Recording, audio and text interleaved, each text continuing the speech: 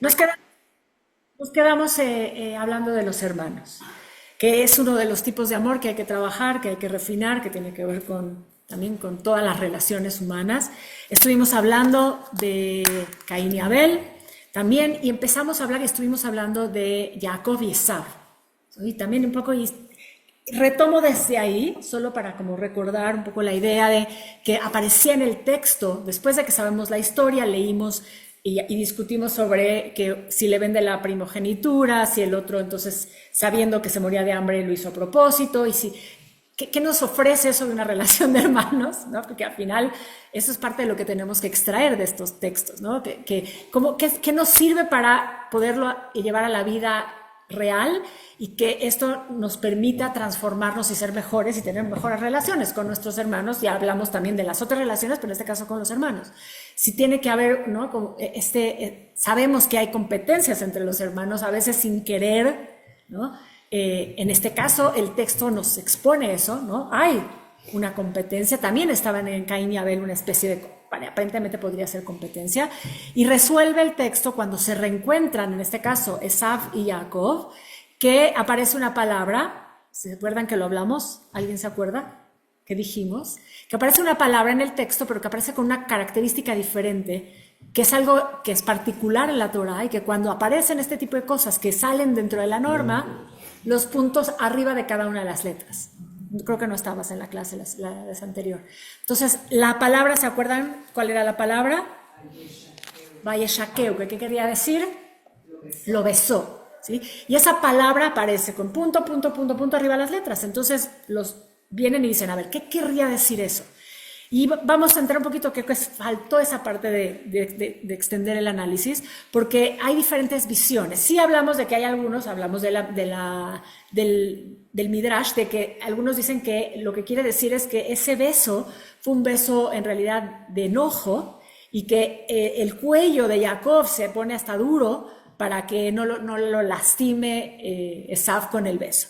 Pero también hay otras interpretaciones. Entonces, por ejemplo, Shimon Bar Yochai, en algún momento, lo que dice es que ese momento de ese beso es una posibilidad de entender que aunque quizás no lo había perdonado del todo, en ese momento hay un cambio. O sea, cuando finalmente es como pensar que los hermanos están peleados durante muchos años y no se han vuelto a ver.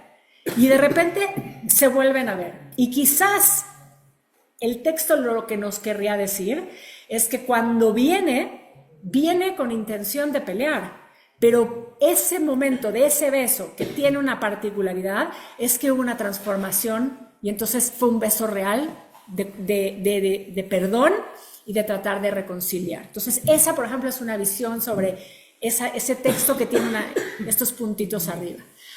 Hay otros momentos que los sabios dicen, esos puntos, algunos dicen, algo muy práctico, que ni siquiera tiene que ver con la historia en sí misma, que probablemente los sabios no están seguros si ese beso estaba puesto ahí, si ese beso estaba ya en el texto original, y si no fue una adhesión posterior y marcarla como algo diferente para saber que no era a lo mejor lo que estaba en el texto original, pero trayendo un beso a ese encuentro, de alguna forma estás restaurando esa relación de hermanos, ¿sí? Que podría ser como otra de las lecturas, ¿no? Entonces digo, hay como momentos interesantes que tienen que ver con eso.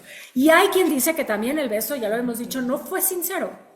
Simplemente esa puntuación fue un beso de compromiso, porque ya se encontraron y la historia tiene que seguir, incluso, ¿no? ¿Y qué hacemos con la historia? Bueno, pues tenemos que, digamos, ponerle una especie de curita, ajustarla, ponerle la curita para que pueda avanzar. Entonces, si este hermano hubiera venido a pelear por completo con el otro, tenía un ejército más grande. De hecho, Jacob, sabiendo que viene con todo su ejército, él pone atrás, ¿se acuerdan un poquito de la historia? Él pone atrás a sus mujeres, a sus hijos, a todos los pone atrás y él va solo. De alguna forma sabiendo que él cometió alguna transgresión y que se va a enfrentar y que viene el otro con todo, ¿sí? No sabe. Y sin embargo, bueno, este posible encuentro podría ir para cualquier lado y sin embargo lo restauran, lo sanan y lo dejan ahí para que recordemos que las relaciones de hermanos sí son importantes, y si lo hubiéramos dejado en el conflicto, quizás la historia sería otra. Sobre todo pensando también en lo que representa el personaje central en esta historia, que no es Esav, que desde el principio es Jacob. Necesita ese hermano, necesita haber nacido como nació, gemelo de ese hermano, jalándole el tobillo y todo lo que sabemos, y toda la historia de la sopa de lenteja y todo lo demás. Entonces tenía que suceder así, pero el personaje es Jacob. Y Jacob, que se vuelve además ya en este proceso, ¿sí?, Israel. Y necesitamos a Israel, o sea, necesitamos ese eje central en la tradición para poder continuar con la historia. Entonces, pensemos que esta restauración en estos hermanos en particular es esa oportunidad de la continuidad, de continuar y poder ver qué va a pasar. Y nos vamos a encontrar con los hermanos que siguen. ¿Y quiénes son los hermanos que siguen en el texto? Que son importantes que los traigamos, y por eso no cortamos el tema y dijimos vamos a seguir, vamos a terminar el tema de los hermanos. Las dos hijas. Yosef y sus hermanos. Entonces aquí es donde regresamos al texto de la Torá y recordemos un poquito la historia, ¿sí? Quiero que leamos un poco del texto. Entonces, lo primero, ¿sí? O sea, ¿dónde empieza ese punto de quiebre que nos puede llevar a antes ahí? Vamos. Exactamente. Entonces vamos a leer Génesis 37. Vamos a leer un poquito del texto para recordarlo, porque siempre sí estamos aprendiendo. Yo acepto que lo volví a leer y digo, mira, es que sí dice así, ¿no? Uno piensa, bueno, claro, el papá es el responsable porque el papá hace una diferencia entre los hijos, y hemos hablado que por principio no deberíamos. Sin embargo, quizás más de una vez lo hacemos. Entonces el texto, bueno, claramente sí dice eso. 37, 3, 4 específicamente. Israel, ya llamando a Jacob Israel, ya no llamándolo Jacob, Israel amaba a Yosef más que a todos sus hijos, porque era el hijo de su vejez, y le hizo una túnica de fina lana. Y cuando sus hermanos vieron que su padre lo amaba más que a ellos, lo aborrecían y no podían hablar pacíficamente con él. Primer paso. Entonces, ese es el texto. Realmente el papá está haciendo una diferencia tan clara, ¿sí?, que se manifiesta en un rechazo por parte de los hermanos. Por ahí sí, el que tenga su micrófono abierto, si lo pueden cerrar, si hay un poquito de ruido. Entonces, genera una envidia automática. O sea, genera, mira, no dice envidia como tal, aunque podríamos traducirlo también como envidia, dice lo aborrecían. O sea, es muy fuerte. Es mucho más. O sea, entonces para que entendamos también lo que sigue, claramente sabemos que va a llegar a eso. Antes de venderlo todavía hay un paso antes, hay un pequeño paso antes. Ahora, importante, entonces, no queda todavía hay un paso más que va directamente relacionado con este principio. Y Yosef tuvo un sueño que contó a sus hermanos, quienes entonces lo odiaron más que antes. Que se le reverenciaban a él. Exactamente. Entonces les dijo, los ruego que escuchen el sueño que he tenido. Estábamos atando gavillas en medio del campo, cuando de pronto mi gavilla se levantó y se mantuvo derecha, y vuestras gavillas se inclinaban alrededor en círculo. Entonces le dijeron, ¿has de reinar acaso sobre nosotros? ¿En verdad has de dominarnos? Y siguieron aborreciéndolo, tanto por sus sueños como por sus palabras. Y luego tuvo otro sueño, en que también lo contó a sus hermanos y les dijo, he tenido otro sueño. ¿Cuál es el otro? He aquí que el sol y la luna y 11 estrellas se posternaban ante mí. Y se lo contó también a su padre, que lo reprendió diciéndole, ¿qué sueño es este que has tenido? ¿Acaso vendremos yo, tu madre y tus hermanos a prosternarnos nuestro rostro a tierra ante ti? Entonces, primero, el papá hace una diferencia clara y está escrito en el texto. Lo quiere más y lo dice el texto y le hace un regalo que no le hace a ningún otro. Ya tenemos un problema. Después tenemos el siguiente problema. Él sueña que todos se le reverencian y se los dice. No solo lo sueña, sino que se los dice. Entonces está generando, ¿sí?, el contexto correcto, digamos, pensándolo así, para que el problema del amor entre los hermanos se convierta en el odio entre los hermanos, ¿sí? Porque aquí estamos hablando en este curso que lleva muchas semanas del amor. Y por principio, todo lo que se refiere a esta relación de estos hermanos habla de aborrecer, de odiar y de odiar más. ¡Qué tema, qué fuerte! Sí, está. Entonces, ahora sí dice, de pronto dice, y sus hermanos lo envidiaban, aquí ya habla de la envidia, pero su padre prestó atención al asunto. De repente el papá dijo, ups, creo que ya la regué, ¿sí?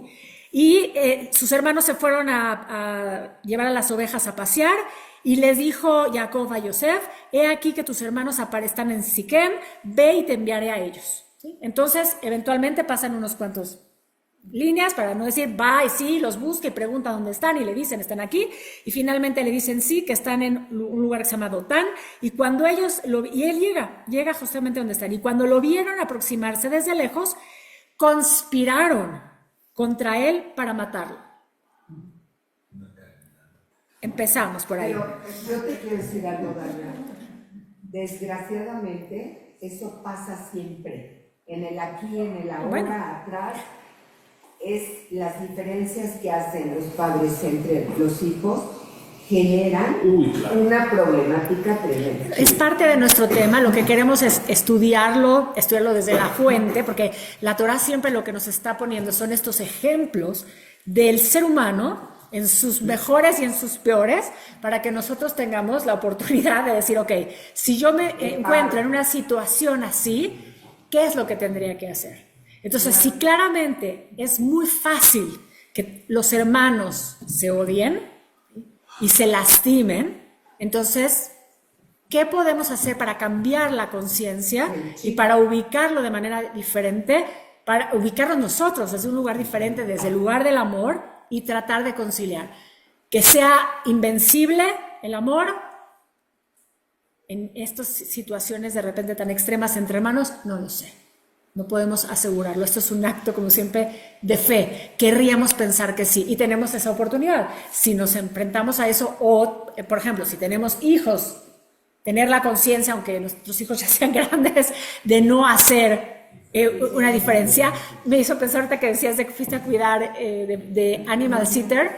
Mis hijos, desde que llegó la perrita a la casa, no hay una sola vez entre la semana que no me digan, le hablaste más bonito a ella. Ahora llegas corriendo y preguntas dónde está Shubi y no preguntas dónde estoy yo. Es muy curioso, ¿sí? Obviamente quizás esto es en el fondo, pero bueno, haciendo un poquito esto cómico, pero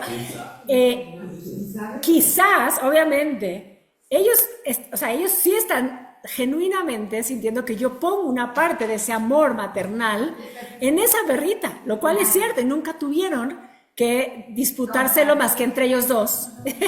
Y de pronto aparece un tercer personaje que sí tomó un lugar y tiene que compartir, ¿sí? Entonces lo dicen de broma, pero entre broma y broma, y está quedando grabado. Bueno, O sea, cuando entre menos conciencia, luego le pegan a los claro, perros. por eso, es claro. Entonces aquí otra vez lo importante es decir, bueno, nos pasa como padres que podemos cometer no creo que el error, podemos llegar a esto sin querer, ¿no? Hacer alguna especie de diferencia que pueda tener un impacto en el otro o en los otros, ¿sí? Entonces, bueno, ahí, y en los nietos también, pongo ahí nietos porque también hay nietos aquí, gente que tiene nietos, ¿sí? Entonces es importante tenerlo en la conciencia, por eso lo estudiamos. Entonces ya vimos, por principio el papá hace una diferencia, el texto nos dice que los hermanos lo notan y lo odian. Después, él cuenta que él es el mero tache, ¿sí? No le fue bien con eso. El papá se da cuenta y lo manda para que vaya con ellos y conviva con ellos. ¿Y qué hacen los hermanos? Conspirar contra él para matarlo. Y se dijeron entre sí, miren, allí viene ese señor de los sueños. Hablan de él como un extraño, como alguien separado de ellos. O sea, ellos son un equipo y él está aparte. Matémoslo y arrojémoslo a un pozo. No dice quién lo dice, es como una voz general. Y diremos después que alguna bestia salvaje lo devoró. Entonces veremos en qué quedarán sus sueños. Vean lo que representó eso, ¿sí? Y Rubén, aparece uno de los hermanos, ¿cuál es Rubén? El más grande. Al oír eso pensó en librar a José de las manos de sus hermanos y dijo, no lo matemos, no vamos a derramar sangre, arrojadlo a ese pozo del desierto y no le tendamos mano alguna, para poder liberar después a su hermano y devolverlo a su padre. Entonces tenemos uno que tuvo ese momento de amor. Y curioso, ¿sí? el más grande, ¿no? El mayor salvando al menor, digamos que quizás, o acá el penúltimo, ¿sí? Digamos, podría ser como una forma de pensar que es el más grande y por eso más consciente, un poco lo que decíamos, ¿no? El más maduro de todos. Y ocurrió que cuando José llegó con sus hermanos, le quitaron su túnica. No queda ahí. Le quitan la túnica que está representando también el amor del padre, el amor ese especial que le tiene el padre. Y la diferencia. Lo tomaron violentamente y lo arrojaron al pozo, el cual estaba vacío sin agua. Bueno, por lo menos te hace la... No lo ahogaron, lo echaron a un pozo. Bueno, ahí no sé la diferencia. O sea, vamos a pensar. Pero bueno, ojo, sigue el texto, es muy de detalle. Se sentaron para comer pan. O sea, lo tiran al pozo y se ponen a comer. ¿Sí? Exacto. Como nada pasó. pensemos un poquito cuando hablamos del mal y cuando hablamos de esta parte cuando el mal tiene que ver con el distanciamiento y la frialdad, es como la desconexión, ¿sí? Que genera todo este pasaje entre los hermanos, ¿sí? En este momento alzaron la vista y vieron a un grupo de ismaelitas que venían de Galad con sus camellos transportando especias, que iban hacia Egipto. Entonces Yehudá dijo a sus hermanos, ¿qué ganaremos con matar a nuestro hermano? Aparece un segundo, el que sigue, y les dice, y ocultar su sangre, mejor vendámoslo. Claro, vamos a sacar un provecho. ¿Sí? Vendámoslo y que nuestra mano no sea sobre él, porque es nuestro hermano y es nuestra misma carne. Otro pequeño momento de conciencia, ¿sí? De este segundo hermano. No lo queremos, pero si lo matamos, ¿sí? Sí estamos cayendo, digamos, en una gran transgresión porque es nuestra carne. Entonces estamos asesinando a nuestra carne. Nos vamos a manchar las manos de sangre. Entonces, deshagámonos de él igual.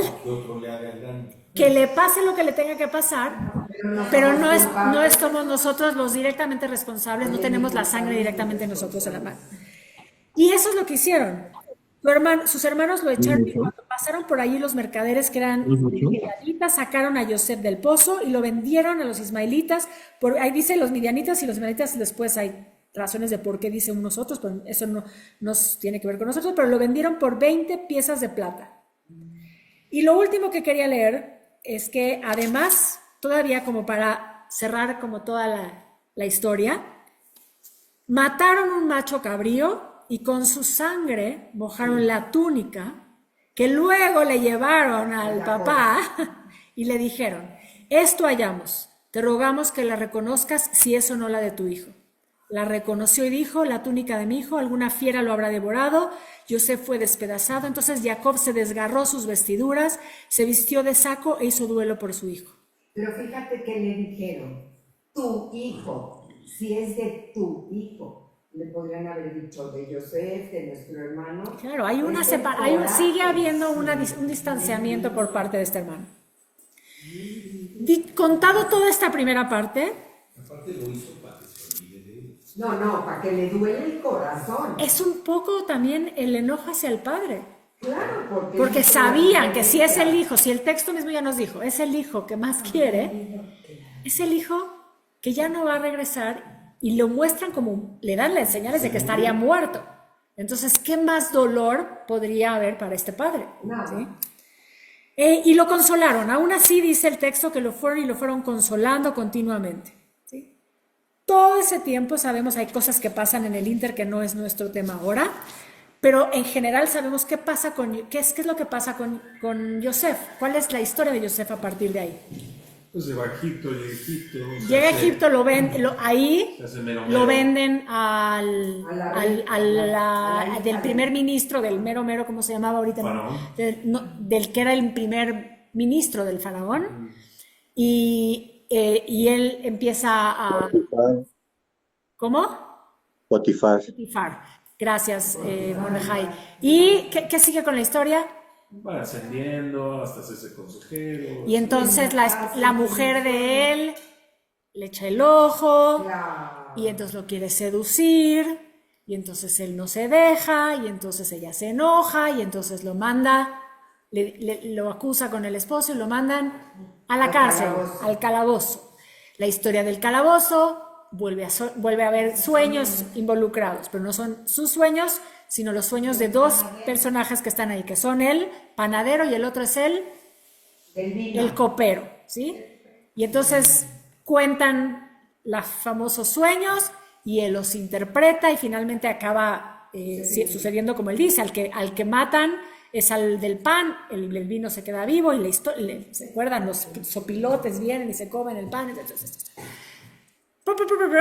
Él se vuelve la mano o el más famoso después del faraón, ¿sí? O sea, hice un fast forward rápido porque lo importante es a dónde llegamos, ¿sí? Al momento en el que se reencuentran los hermanos, que es lo que nos importa, ¿okay? Yo te quiero comentar algo. Sí. A mí me llama mucho la atención unas clases que yo tomé donde te decían que cualquier duda que tú tuvieras, Cualquier duda, cualquier duda. cualquier duda que tú tuvieras o algo que quisieras saber, si tú sabes buscarla en la Biblia, la Torá, vas a encontrar siempre las respuestas. Porque ahí te van a decir todo, por qué se dio, cómo se dio, y es cierto. Estamos hablando ahorita de las diferencias que hacen los padres entre los hijos y las consecuencias que traen en el aquí y en el ahora y de dónde las vemos. Son el principio. ¿La Torah? Está canijo. Entonces, vean todo lo que está solo en estos pasajes que tiene que ver, por eso era tan importante cuando les dije, no quiero dejar los hermanos en donde nos quedamos, porque ya hablamos un montón de Caín y Abel, pero ya hablamos de Jacob y de Esaf, pero de repente tenemos este momento de hermanos que es tan fuerte desde el principio, y así de fuerte el principio, esta reconciliación, ¿sí? Vamos a avanzar esa parte. Entonces, Yosef y los hermanos, ¿por qué llegan ¿te acuerdan por qué llegan los hermanos a Egipto? Porque hay hambruna, entonces llegan a buscar, ¿sí? Y entonces, finalmente sabemos que me voy a también adelantar todavía un poquito más, sabemos que los ve, los reconoce, los prueba, ¿sí? ¿Todavía los prueba? ¿Se acuerdan? Quiero ver cómo tenemos esto. Se puso una copa de la... Claro, exacto, le ponen algo para hacer como que se lo robó, y entonces van a ir tras él, y entonces dice que se lo tiene que quedar, que se tiene que quedar con él, y el hermano, creo que es también, vuelve a ser el primero. Benjamín. Pero ¿alguien sabe cuál es? ¿No es Benjamín? No. No sé cuál de los hermanos dice, no nos vamos a ir sin él y yo me quedo, ¿sí? Y entonces ahí es donde empiezan los sabios a decirnos, se empieza a restaurar, digamos, esa relación que se rompió, ¿sí? ¿Por qué? Porque eso manifiesta que los hermanos están de alguna forma arrepentidos. Después de ver a su padre sufrir durante muchos años por ese hermano fallecido, ¿sí?, entre comillas, se dan cuenta de lo que generaron, de lo que hicieron. Entonces, no quieren dejar a este hermano, el chico, porque saben lo que eso significaría y porque eso les recuerda lo que hicieron. ¿Sí? Entonces, Yehuda, Dalia. Sí, adelante, Yehuda. pero fuerte, para que se oiga, Mordejai. Yehuda. Yehuda, gracias. Benjamín, Binyamin es el chico, es el Binyamin, es el chico, es el pequeño. Entonces, Yehuda es el que dice que se va a quedar, que no lo pueden dejar, ¿sí? O sea, obviamente sabemos que hay una idea detrás, una lectura, un exégesis de esto, es que hay un arrepentimiento por parte de ellos, ¿sí? Entonces, volvemos a la idea, el amor, que tiene que ver también con este otro tema del que hablamos, que es el perdón, ¿sí? Que tanto está relacionado, ¿sí?, la restauración del amor con la decisión o la elección de perdonar, ¿sí? Y entonces aparece este momento, ¿sí?, en donde Yosef finalmente, después de todos estos pasajes, que si los deja ir, que si les mete la copa y todo este tema, les dice, Finalmente, es Génesis 45. Ahí voy. Es que aquí se lo tengo pedacitos, pero prefiero que lo leamos directo de acá. Génesis 45, ¿sí? Y entonces, ¿qué es lo que sucede ahí? Aquí está. Y Yosef no pudo contenerse más ante todos los egipcios que estaban sentados allí con él y les ordenó que se retiraran. Entonces no quedó egipcio con él y se dio a conocer a sus hermanos. Y al hacerlo, lloró con grandes voces y lo supieron los egipcios y la casa del faraón. Le dijo Yosef a sus hermanos: yo soy Yosef. ¿Vive aún mi padre? Y sus hermanos no atinaron a contestarle, de tan asombrados que estaban. Y continuó Yosef: acérquense por favor, y se aproximaron y subrayó: sí, yo soy Yosef, vuestro hermano, a quien vendisteis a Egipto. Pero no se lamenten ni se arrepientan por haberme vendido a este lugar, por cuanto Dios me envió ante vosotros para la preservación de la vida. Hace 2 años que el hambre se adueñó de la tierra y todavía faltan 5 años de esta época en que no se puede cosechar, y Dios me envió ante vosotros para prepararos la subsistencia en la tierra y salvar así nuestras vidas del desastre. ¿Qué está pasando aquí? ¿Qué es lo que está diciendo él? No es su culpa, no es su responsabilidad, sino que lo que sucedió es parte de un plan divino, ¿sí? Y entonces ustedes ya no tienen que preocuparse, porque yo lo entiendo así, ¿sí? Entonces yo lo entiendo, yo no estoy, llora finalmente, porque todo el tiempo, en el texto no quiero leer todo, si alguien tiene curiosidad vayan y lean todo para que veamos, porque él está desde que los ve, nunca manifiesta que quiere dañarlos pensando en que quiere venganza, en ningún momento. Entonces ahí viene esta otra enseñanza, ¿sí? No es eso. Yo creo que es todavía un momento de mucha más conciencia, ¿sí? Hay un plan mucho más grande para esto que sucedió como sucedió. La historia tiene una razón de ser. Las cosas pasan porque tienen que pasar para algo. Y ese para algo es para que él fuera el mero mero y pudiera tener.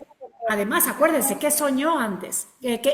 ¿Cuál es el otro? Pero no ¿qué soñó? ¿Cuál es el otro sueño que interpretó? No solo el de los de la cárcel, el del faraón, que eran, ¿qué? Las 7 vacas flacas y las gordas, ¿sí? Otra vez. Entonces, él previó lo que iba a venir y es parte de lo que permite que eventualmente no haya carencia. ¿Por qué? Porque se abastecieron para poder vivir. Les está diciendo, todavía además falta. Pero está cubierto, y está cubierto porque el hecho de que él haya llegado a Egipto es la posibilidad para que se salven, ¿sí? Y entonces no es que ellos sean culpables, sino que ellos son un elemento circunstancial en el plan divino. Pero entonces es lo mismo con Caín y Abel, y es lo mismo con Yosef y Esaf, Jacob y Esaf, porque todo es un plan divino, todo está como premeditado a que suceda. Todo es parte de un plan, todos son los elementos, pero nosotros, leyendo el texto, tenemos que extraer la enseñanza. Y lo que tendríamos que hacer es entender que si ese perdón, digamos, es porque entendemos, ¿sí?, que hay un creador, que hay un plan divino. O sea, es mucho más grande que lo particular, que muchas veces es lo que nos acaba nublando la vista y manteniéndonos justamente en los conflictos. Y por eso hay tantas relaciones entre hermanos que no se sanan. Hay cuántos hermanos que pasan toda su vida distanciados. Y no solo distanciados, dañándose, o sea, que sí llegan a realmente lastimarse y provocarse un mal, ¿sí? Entonces el texto te está diciendo, hay algo, no podemos olvidar nunca que hay un Dios, no podemos olvidar nunca que todo se ve, todo se mira y todo tiene una consecuencia, cada acto tiene una consecuencia. Entiendo lo que estás diciendo y estoy ya. Casi de acuerdo. Ok. Porque ¿dónde quedan entonces las responsabilidades de nuestros actos? ¿Todos son tan divinos? Porque sí son responsables, pasan mucho tiempo desde que desde que lo venden hasta que él aparece, porque incluso cuando aparece no les dice luego. O sea, pasan viviendo una vida miserable. Dice que pasan todo el tiempo preocupados por el papá porque el papá nunca se repone. Claro. Y aparece varias veces que tratan de consolarlo. Entonces viven con una consecuencia de sus actos, una carga. ¿Sí?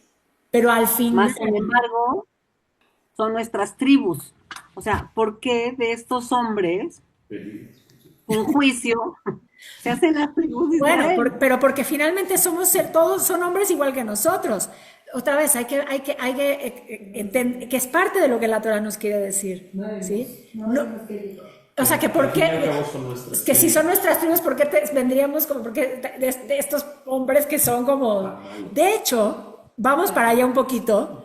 ¿Te acuerdas cuando le da las bendiciones a cada uno de los hijos, Jacob antes de morir?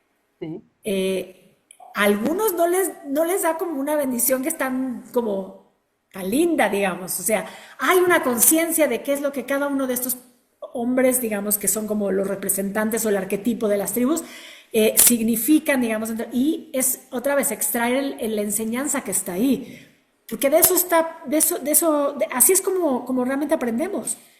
De lo otro, de ver las conductas del otro, y después elegir distinto, claro.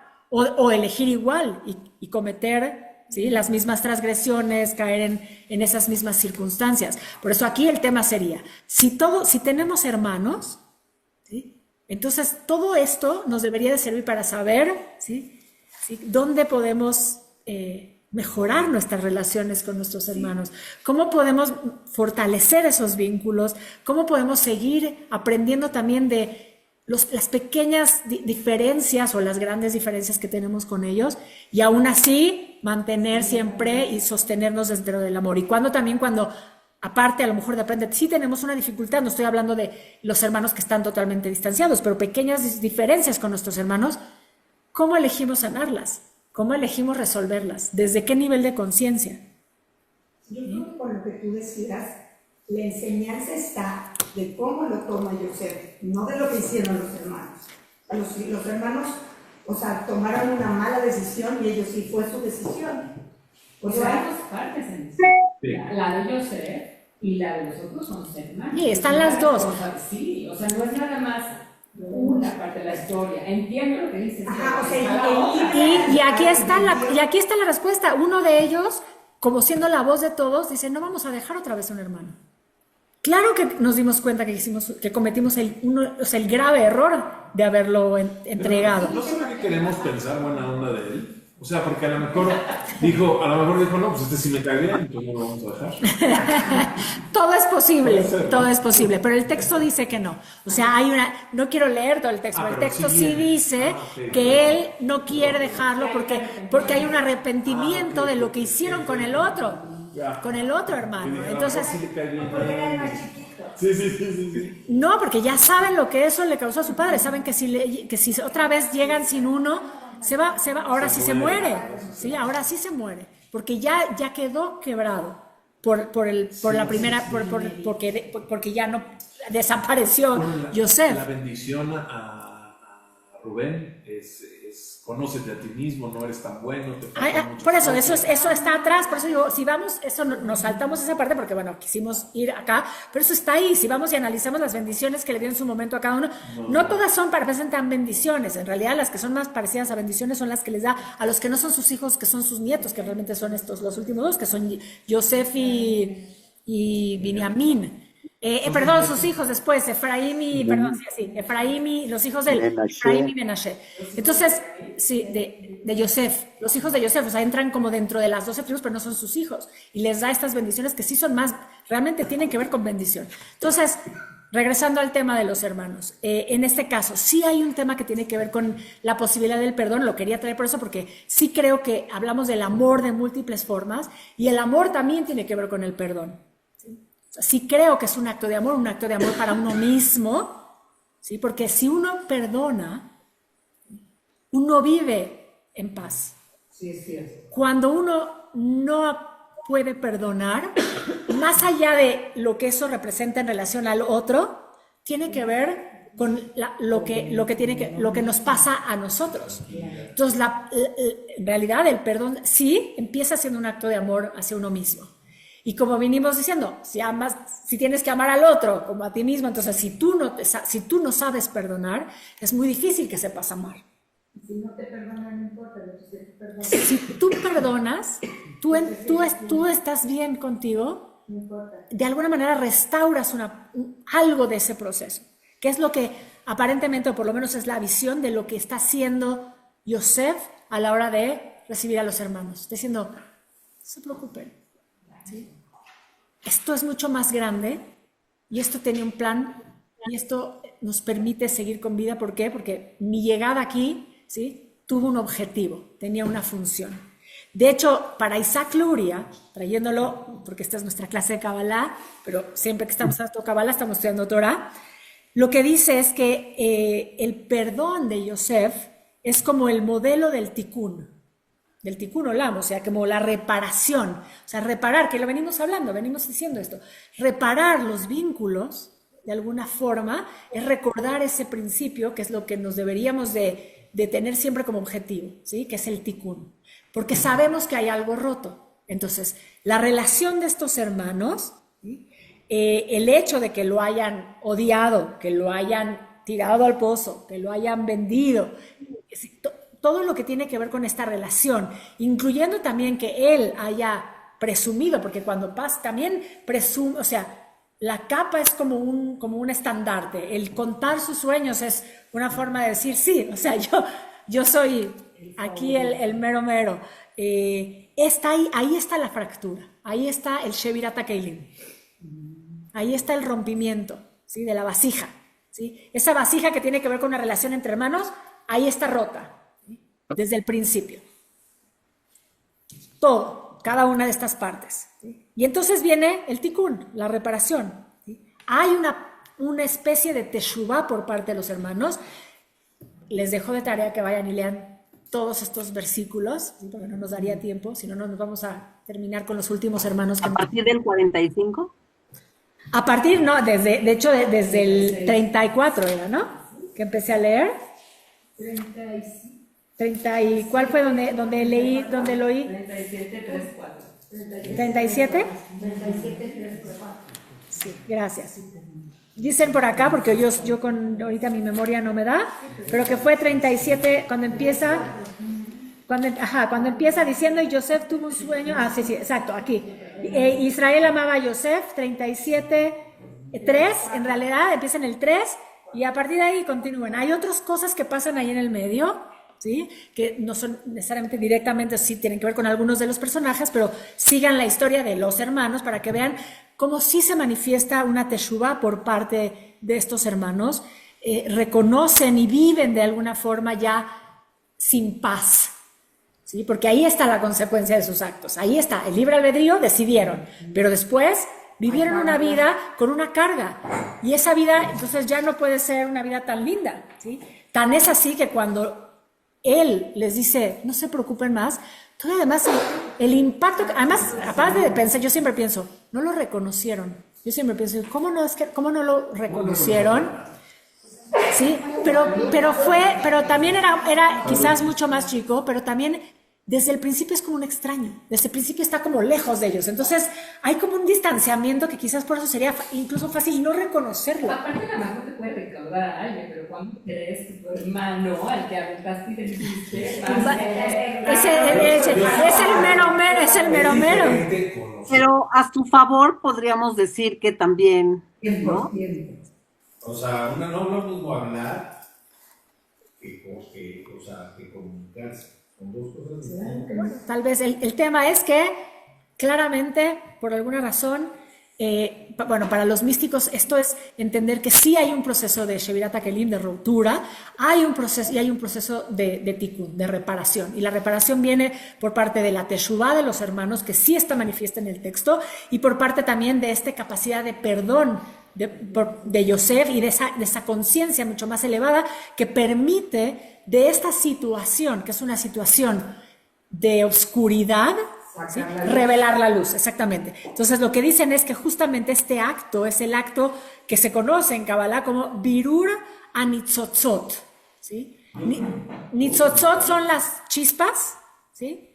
Entonces Birur es el destapar las chispas de la luz, ¿sí? ¿Qué quiere decir? Que en esta situación, que aparentemente es dramática porque los hermanos la llevaron al extremo, a Yosef durante mucho tiempo le fue muy complicado, ¿sí?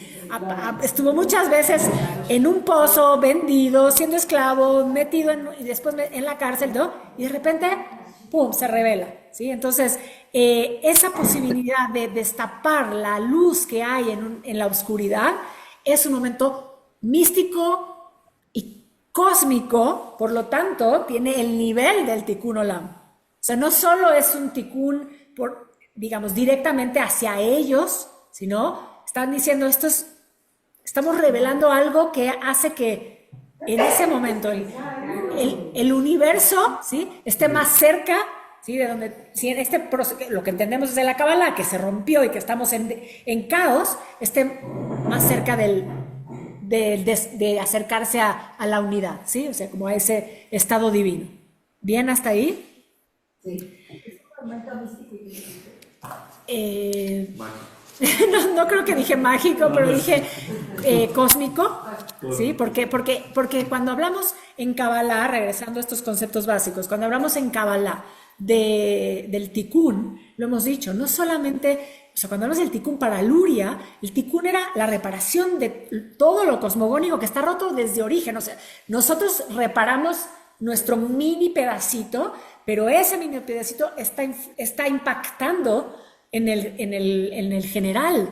Por eso es tan importante estudiar y hacer este proceso de refinamiento del ser, porque aunque si pensamos, como mucha gente, que tirar la basura a la calle, pues total, si todos la tiran, Claro. ¿qué más da? No pasa nada. Y cambiar esa forma de pensar, en decir, todo lo que yo hago tiene un impacto en el resto. Entonces empezamos a ser personas conscientes, empezamos a vivir de otra manera. Y eso es lo que nos quiere enseñar la mística, eso es lo que nos quiere enseñar la Kabbalah. Hacia allá tenemos que ir. Yo creo que la Teshuvah que habla de los hermanos, no nada más es de los hermanos, es de Yosef.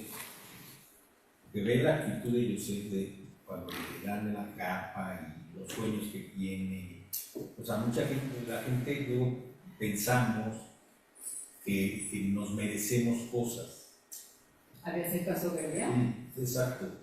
Y la Teshuvah que él tiene es que él reconoce que él es un medio o una pieza para lograr un fin diferente. Exactamente. Y eso creo que tiene más enseñanza de todo. Claro, y por eso aquí, de hecho, aquí Marco está diciendo algo parecido. Dice, Yosef le dio una lección de paternidad verdadera a sus hermanos y a su mismo padre, ¿no? De alguna forma está representando al Adam Kadmon, o sea, como, ¿qué tiene que ver con esto? Con esta conciencia elevada, ¿sí? Que lo que finalmente entiende es la unidad. Entonces, estar en esa fragmentación entre los hermanos es lo contrario a eso. Entonces, esto habla de lo que representa Yosef como nivel de conciencia, ¿okay? Que sabemos que en el árbol de la vida tiene su lugar, ¿sí? ¿Dónde aparece Yosef en el árbol de la vida? En los arquetipos. Yesod, por supuesto. En Yesod. Por supuesto que sí. Que es el que hizo la sala.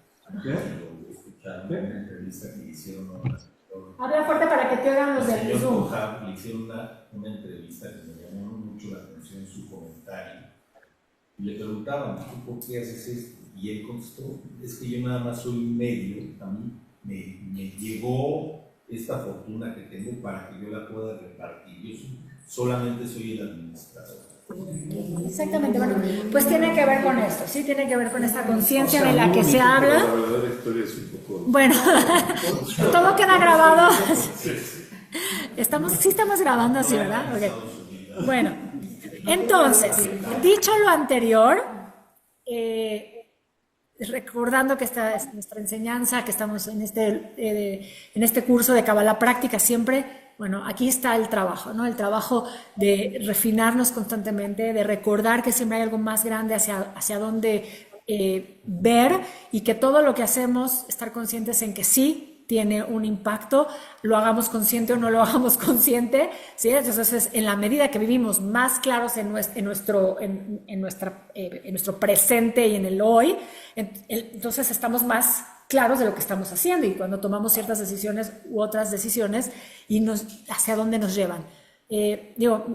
Se me hizo pensar esto y sí, a lo mejor nada que ver, pero ya que aprovechando, igual creo que ni se alcanza a ver mucho el pizarrón, No. pero bueno, lo que alcancen a ver, y si no, ya igual todos los que están ahí son expertos en el árbol de la vida y saben dónde están todos los personajes, y solo porque me gusta escucharlos, ¿sí? Vamos a hablar de los siguientes dos hermanos famosos, que son... Aarón y Moshe. ¿Y en dónde arquetípicamente están ubicados en el árbol de la vida? Quiero el nombre de la Sefirá específicamente con el nombre del personaje. Okay. Entonces tenemos Hod, Aarón, Netzach, exacto. Moshe. No recursos particulares. ¿Quieres contarles sobre la Dalia Seaman School of Learning? La pandemia, reíamos un poco de eso. Tiene diploma, tiene su diploma, alumno sobresaliente, el único alumno. Pero es cierto, estudiábamos. No le pongas la capa, Pero por eso dije que era el único. Pero por eso dije que era el único. Ahí sí, en ese momento no había. En ese momento era el único, entonces no había ni problema. Por eso hice esa aseveración, que era, no había más. Pero bueno, sí, de hecho, esto igual es interesante. Fue una forma en la que la pandemia, ¿no? Se convirtió igual nosotros tuvimos clase también todo el tiempo en el Zoom, o sea, traspasamos al Zoom, y fue un sostén importante, esa rutina, ese momento de reflexión, ese momento de mantenernos en alguna forma de contacto, y la verdad que creo que nos hizo más llevadero ese proceso. Moshe y Aarón. Entonces, por principio, esta Sefirot, ¿qué representa? Netzach, primero. ¿Quién me quiere decir? ¿Qué se acuerda? Ok, la palabra es la victoria, sí, pero ¿qué significa eso, digamos, en el contexto? Pasamos muchas clases hablando de cada una de los que están desde el principio, o sea, los que son más nuevos pueden poner cara de no estamos seguros, los demás, que no sea Alberto, ya para que no digan, Susi sabe. Netzach, ¿qué representa en el árbol de la vida? Netzach es la victoria, o sea, Netzach es su definición directa, es eso. Pero tiene que ver, bueno, voy a hacer otro pequeño anuncio. Vayan al canal de Pasión y Gratitud de Betel, en donde hay podcasts variados. Uno de ellos es un podcast de Cábala Práctica, y hemos estado hablando de cada una de las Sefirot, por si alguien quiere después ahondar en ello. ¿Cómo se llama el canal? El canal es Pasión y Gratitud. Y ahí hay varios podcasts, varios del Rabino Diego, también del Rabino Leo, también está el del Hazán, el del Encantado, y está el podcast de Cábala Práctica de Dalia Seaman, y ahí hay, ya por lo menos hasta ahorita hay 5, ya pasamos por Netzach, así que Netzach y Hod ya los abarcamos, así que pueden ir a verlos, son cortitos, son 20 minutos, así que tienen ahí un poquito de información para repasarlo. Entonces, amor y gratitud. Pasión y Gratitud se llama el canal. Pasión y ¿En Gratitud. Instagram? ¿En Instagram o en YouTube? En YouTube te metes, pones Pasión y Gratitud, Okay. le pones seguir y ahí puedes ver todos los podcasts que hay. Anuncio, ese fue el anuncio. Netzach, entonces, representa... ¿Ya pusiste el grado? Gracias, sí. Todo esto último que dije ya salió, incluyendo todo el bullying de la capa. Representa, bueno, venga, acá. Netzach representa la capacidad de vencer, ¿sí?, los obstáculos, ¿sí? En una forma, Netzach tiene que ver con el campo del lenguaje simbólico, ¿sí? También tiene que ver esto directamente con lo emocional del ser. Tiene que ver con la capacidad de entendernos en referencia a la eternidad, ¿sí? Porque normalmente nos sentimos finitos y estamos más conectados como con el límite, y en Netzach esa victoria tiene que ver con trascender, ¿sí? Esa capacidad que tenemos como de vernos como algo que es mucho más trascendente, que tiene que ver otra vez incluso con la idea de la conciencia más elevada, porque cuando tenemos una conciencia más finita, estamos más ocupados en lo diario y nos olvidamos que hay algo más grande, ¿no? Entonces tiene también que ver con eso. Claramente tiene que ver con todo el pilar de la derecha, que sí también se asocia con la parte de la misericordia, claramente con la parte del Gesed, ¿sí?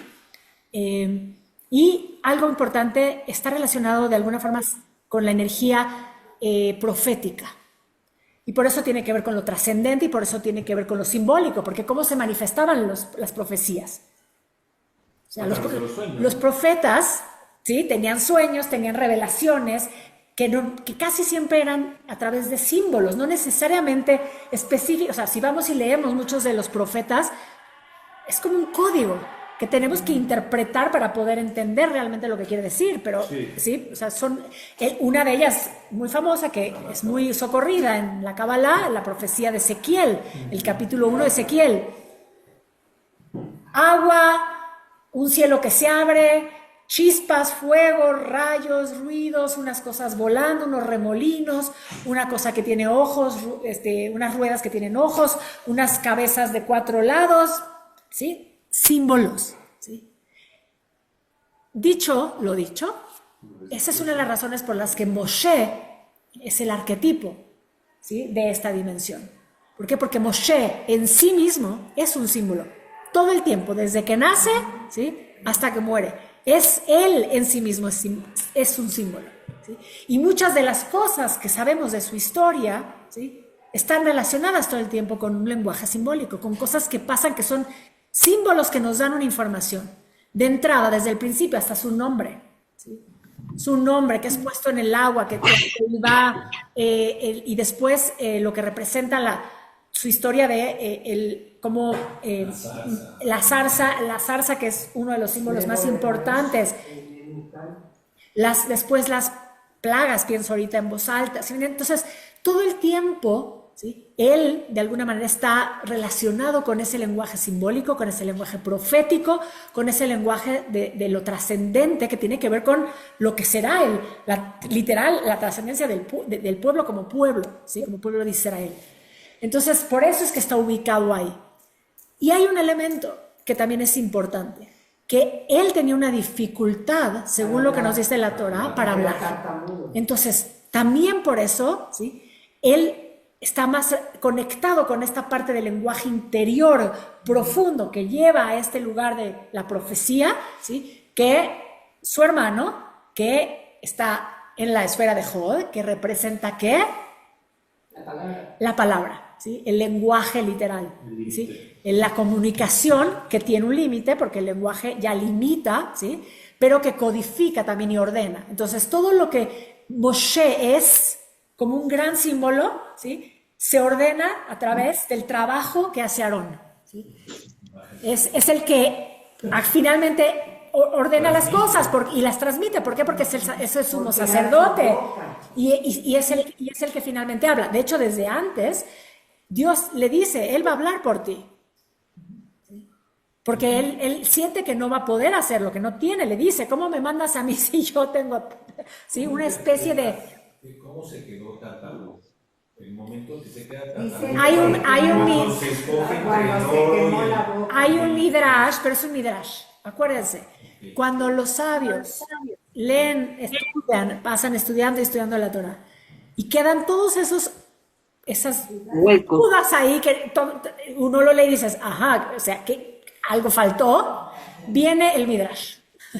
Viene... ¿Algo de profundidad debe tener en que escogió o le movió? Bueno, la idea es que en vez del oro escogió el carbón y lo que dice... Se iba por el oro y viene un ángel y le mueve la mano. ¿Por qué? Porque, digamos, hay una idea de estar representando la humildad versus la soberbia, ¿sí? Hay ahí un juego. Pero eso es un exégesis de los rabinos para tratar, porque no dice, simplemente dice que es como no me acuerdo cómo dice el texto, pero ni siquiera está, no dice que sea tartamudo, sino que es Le cuesta trabajo. que es como débil de la lengua, una cosa así dice, o sea, no me acuerdo exacto, ¿sí? Si alguien por ahí se acuerda exacto del texto, entonces él lo reconoce, entonces le dice, no te preocupes, ¿sí? O sea, claramente él va a hablar por ti y no te tienes que preocupar por eso. También hablando de simbología, que estoy pensando, Dalia, se dice que no hay ningún rasgo. En 40 años en el desierto, 40 años en el desierto, muchas miles de personas, y no hay un solo rastro de Sí, sí. de pueblo, Ni nada. de nada, Ni si nadie se sabe cuál es. de nada. Tampoco, no se sabe cuál es exactamente. No hay nada. Porque No se era una sabe nave, si toda era una esto sigue siendo un simbolismo. Porque yo creo, esto lo voy a decir totalmente desde un lugar de creencia, o sea, no de... Si le quitamos ese envoltorio, no quiero usar la palabra mágico, pero sí, Místico. simbólico, regresando más bien como al lenguaje directo, perdería mucha de la fuerza, ¿sí? Entonces, cada uno de estos elementos que aparecen ahí le dan como... Es como cuando lees una película que pasa sin pena ni gloria por el cine, ¿no? Y de pronto esas películas que se vuelven un clásico, porque no quiero... Yo, por un lado, tengo una clara relación con lo divino de la Torá y si no fuera divino, aunque haya estado escrito por el hombre, esa es mi visión, no sería este texto que cada vez tiene algo que revelarnos de algo que no vimos y otra vez, una vez más, un año más, y vuelve a mostrar algo. Entonces, ahí para mí es donde está lo divino. Pero claramente está creado de tal forma para que también tenga eso que nos emociona. O sea, la idea, por ejemplo, ahorita que lo dijeron, la sola imagen de esa zarza ardiente que no se consume, a ver, podemos pasar horas tratando de imaginar qué podría ser eso, ¿sí? Y el símbolo en sí es tan mágico, la idea de lo que esto representa, que sí te conecta, te da una sensación de, wow, si de verdad existe algo más grande, ¿sí? Que puede trascender lo que naturalmente parecería intrascendente, intrascendible, no sé cómo se diga, ¿sí? Ahí está Dios, ¿sí? Por lo menos eso es una forma, a lo mejor que ahorita lo pienso en voz alta, ¿sí? Lo acabamos de leer, la parashá de la semana pasada, Moshe, como nace Moshe, como tenía que haberse muerto Moshe, ¿sí? Como muchos de los niños, como es... pero se leyó la parashá Shemot, se empieza el libro, ¿sí? Y empezamos a leer toda la historia, aparece la zarza, hay muchos elementos, que se quite los zapatos, que este es un lugar santo, le habla, algo le habla. Dicen por aquí que le habla una bocina, podría ser, pero ¿a dónde la conecta? ¿Tenía que ser de pilas? ¿De Bluetooth o algo? Porque ya para conectar. No, es que está cañón pensar. Ahí donde pues la escribió Dios, la escribió el hombre, la psicología. Quien lo haya escrito. Es un genio. Sí, quien Por eso, Pero Dios es un genio. por eso creo que mira, aquí tengo, dice, es de lengua, le dice, en Éxodo 4:10, dice de lengua pesada. Yo dije al revés, débil es lengua pesada, pero tenía que ver con eso. Y por eso su fuerza realmente está en lo interior y no está en la palabra en sí. Pero ve todo lo que representa Moshe como tal, ¿sí? Moshe para nosotros como pueblo, ¿sí? O sea, no existiría la Torá Y al final es un equilibrio también. a partir de Shemot sin Moshe, ¿sí? Hasta el final, hasta el último momento. Entonces, de 5 libros tenemos la mayor parte relacionadas con este personaje que es simbólico en todos los sentidos, ¿sí? Y tiene al maestro de la expresión, que es el hermano, ¿sí? En Éxodo 4:14, Dios designa a Aarón como el portavoz de Moisés. Él hablará por ti al pueblo, él será tu portavoz y tú serás, ojo con esto, y tú serás para él como Dios. Dios le dice a Moshe que Aarón hablará por él, que será su portavoz y que él será para Aarón Moshe como Su Dios. Dios. o sea, Moshe va a ser como el Dios de Aarón. Ajá, sí. O sea, en esta ¿Y eso Aarón lo aceptó? Sí, claro. palabra, o sea, esa El pasada palabra de Dios. representante directo. Él Mero mero. es el mero mero. O sea, ve qué tan importante es el rol también que tiene Aarón. Por eso también, por ejemplo, cuando un poquito más adelante, ¿sí? Moshe sube a Har Sinai y no baja, y el pueblo empieza a preocuparse y le dicen, necesitamos algo porque ¿qué nos trajo aquí? Ya no va a bajar, ya desapareció. Viene Aarón y ¿qué hace? ¿Qué hace? Les pide, tráiganse aquí el oro. O sea, él va a ser Aarón. Claro, Y hagamos. ¿Ese error? claro, no sabía. claro. Lo organiza. Sí, sí. Y la Organiza historia, obviamente sabemos la historia, sabemos todo lo que pasa después. Moshe, Dios le dice, algo está pasando ahí abajo, tu pueblo necio está haciendo algo que no debe, baja, les dice, perdona, pide que los perdone. Y de alguna forma hay algo que después se va a acabar reparando. Esto es un tema muy delicado, porque hay algunos que van por un lado, ahorita lo mencionaremos, que otra vez las elecciones de cada uno, ¿cuál sería la consecuencia? Porque aparentemente Aarón, que construye este becerro de oro, sí debería de tener una consecuencia pues magna, ¿no? En relación a este momento, y aparentemente no lo tiene, y sigue siendo, va a ser el encargado del templo, va a ser el mero mero, va a ser el encargado de transmitir muchas de estas reglas y de organizar justamente toda esta visión profética. Todo lo tiene que ver con lo más sutil, lo más simbólico. Se necesita llevar a lo práctico, que sería ya el templo en sí, lo hace Aarón, no lo hace Moshe, ¿sí? Estudiamos en una clase que no fue algo de Dalia, pero Denme se un le segundito cobra. aquí. Espérame, Mordejai. estudiamos algo Dame. del becerro de oro, que era como que no justificaba, no es la palabra justificar, pero el hecho de que hayan hecho el becerro de oro era como bajarlos y darles un poco de contexto, de contención al pueblo, porque que no sabían qué onda. Entonces, al final... No hizo algo No, malo no en fue el tan sentido como mal. de querer transgredir. Mordejai, ¿querías decir algo?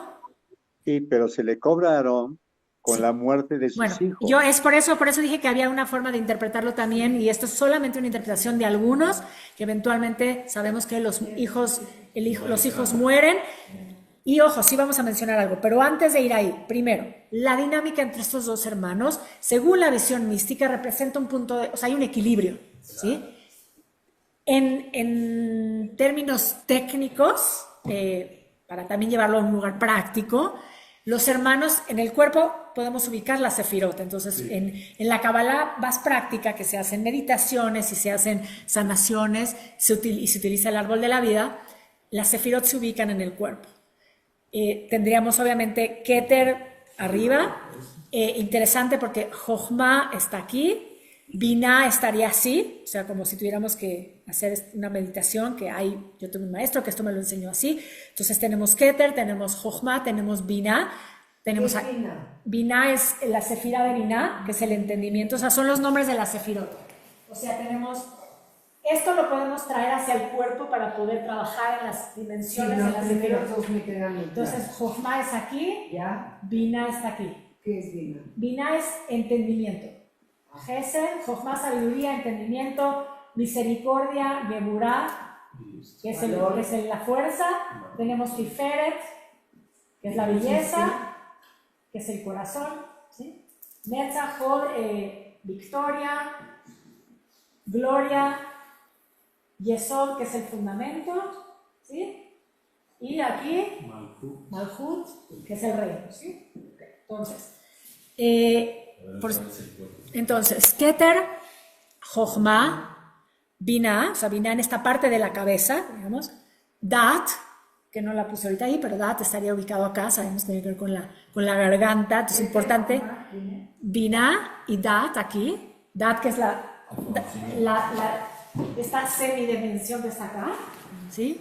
interesante, porque esto para que después hagan así, vean, ¿sí?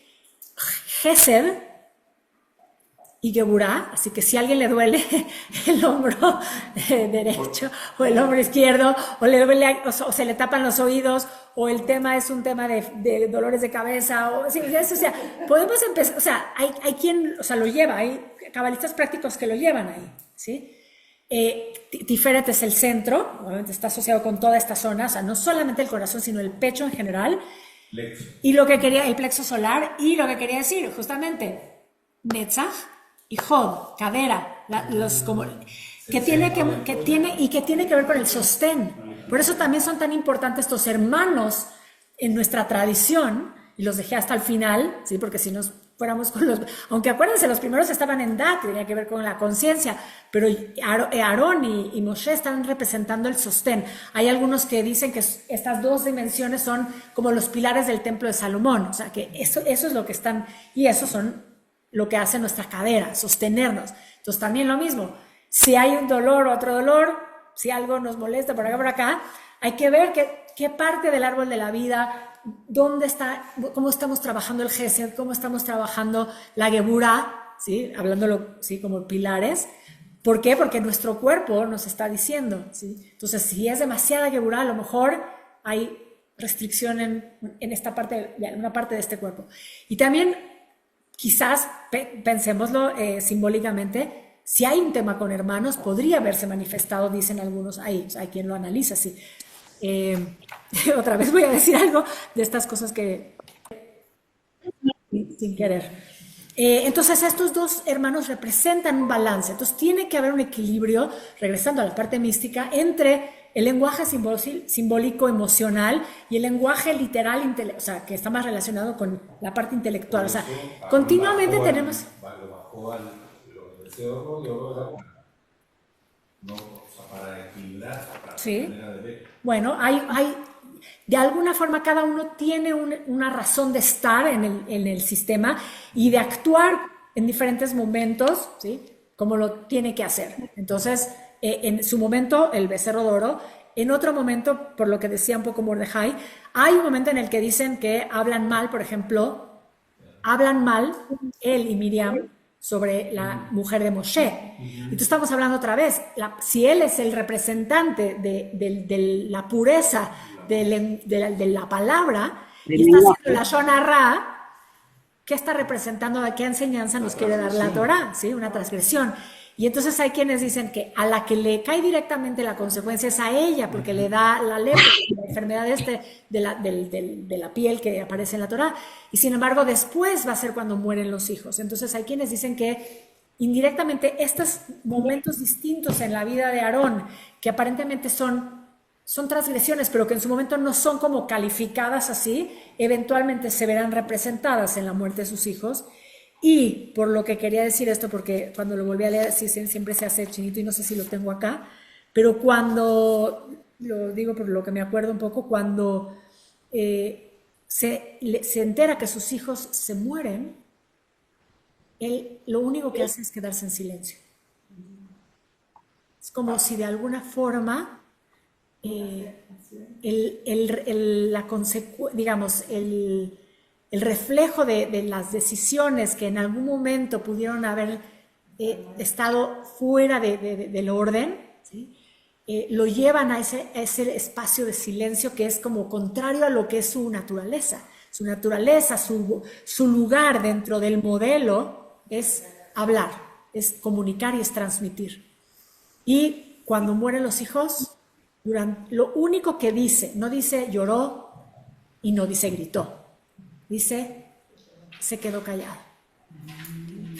Entonces, como aceptando, ¿no? es otra vez, fíjate, pero, es simbólico. Sí.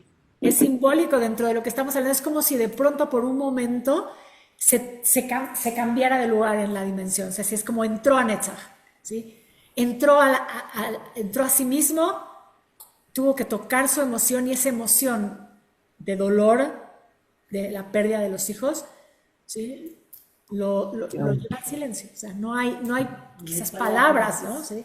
Entonces también, bueno, Se puso al frente de los demás, quizás puede ser, es una fuerza es una forma. Mueren juntos, mueren al mismo tiempo. Sí, los dos hijos, sí, porque aparentemente utilizan un fuego que estaba prohibido que utilizaran. Es como algo hacen con un fuego que estaba ahí, que se sabía que era algo que no podían tocar. Entonces, cohetes. perdón, iba a decir otra cosa que no iba a quedar grabada porque hay líneas en la Kabbalah que sí dicen que nosotros somos un árbol de la vida, cada uno. Entonces, tú puedes proyectar el árbol para trabajar y para entender cosas en ti. Y la manera en la que, donde se ubican justamente Netzach y Hod, que son estas dos dimensiones, serían esta parte del cuerpo. Por lo tanto, si arquetípicamente están relacionados con Moshe y Aarón, sería como que las caderas están relacionados con esa energía de hermanos.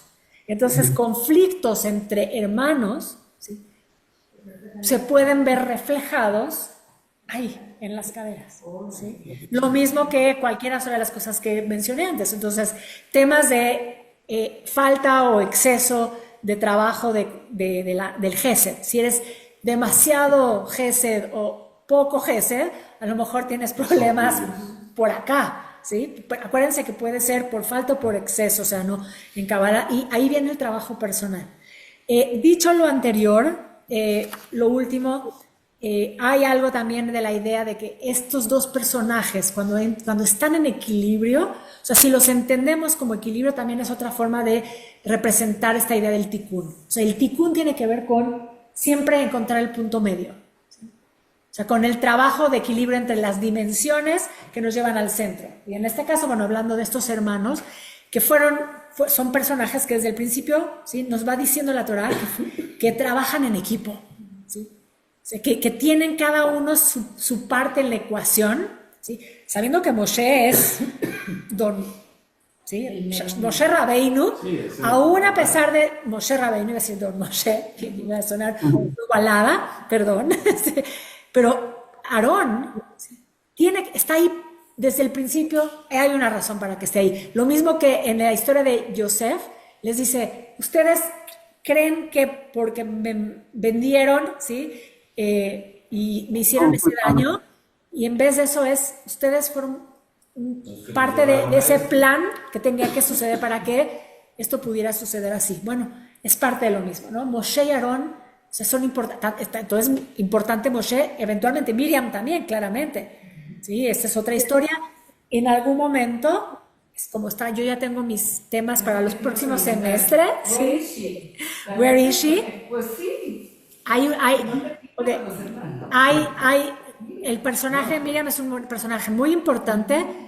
Esto no va a ser luego el tema siguiente, cuando terminemos con el amor, que viene ahora sí, el amor de pareja, el amor, ¿sí?, de pareja. No vamos a necesariamente hablar de género. Vamos a empezar por el amor de pareja y después vemos hacia dónde vamos. Vamos a hablar de eso y después cuando cerremos, bueno, tenemos varios temas. Y uno de esos es, porque nunca lo vi con ustedes, me refiero los que llevan estudiando más Kabbalah en el grupo de Betel, que son los arquetipos femeninos en el árbol de la vida. Sí, lo vimos. Lo viste con el grupo cuando estuviste en el otro grupo. Cuando estuviste de allegado comercial en el otro grupo que estuviste los viernes. Es que tomaron 6 lecciones.